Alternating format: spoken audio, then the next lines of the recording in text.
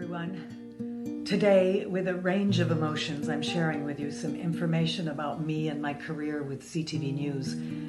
For 35 years, I have had the privilege of being welcomed into your homes to deliver the news on a nightly basis, so I felt you should hear this directly from me.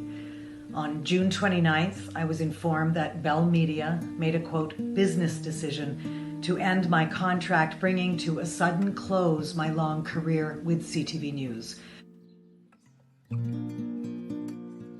Bell Media robbed Lisa LaFlamme of being able to sign off the air like Peter Mansbridge, like Knowlton Nash, like Lloyd Robertson. And you're talking about brand. I grew up in an age when the brand wasn't the journalist himself, it was the trust that we had in him. It was this responsibility that they knew they had towards us, and we gave it back to them. And all of the previous greats were given the opportunity to sign off, to say goodbye that last time, and they took that away from her, and it's deplorable. But not only that, they have ruined the entrance for this young male person of color who is taking over that seat. So they're not only do a great disservice to Lisa, but also to Omar, and when he comes in. I don't think that this is going to be easily fixed. I think that if there was a business decision there, Bell Media has yet to explain it. But the other question is, does Bell Media even care? The whole narrative around that has changed over the last few years, and people are becoming more openly critical. I didn't tweet about it last year because I think the Bell Media and their subsidiaries are absolute garbage. You know, Bell Let's Talk Day, they had massive layoffs the next day and took a bunch of stations off the air.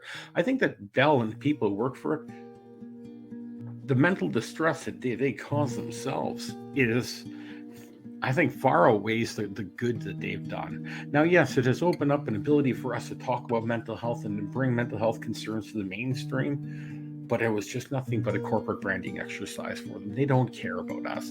Do they care what we think now? Do they even care about the fallout? I don't think they do, because it's a monopoly, right? I mean, there's Bell Media and Rogers. I don't think they care, frankly, what the fallout's going to be.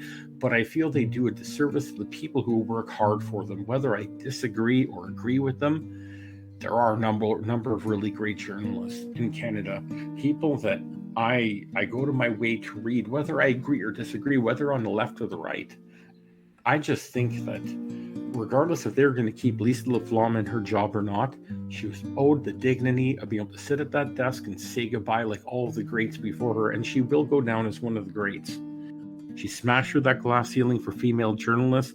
There would be no Rosemary Barton or Vashi Capellos or Mercedes Stevenson or any of those other women who are anchors right now without her.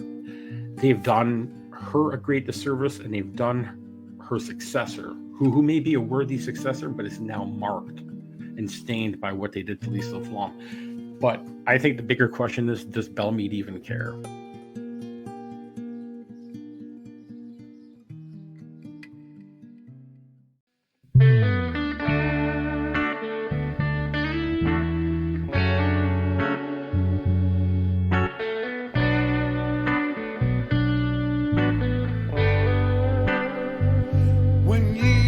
Nothing left to give from a day of chasing dreams. Settle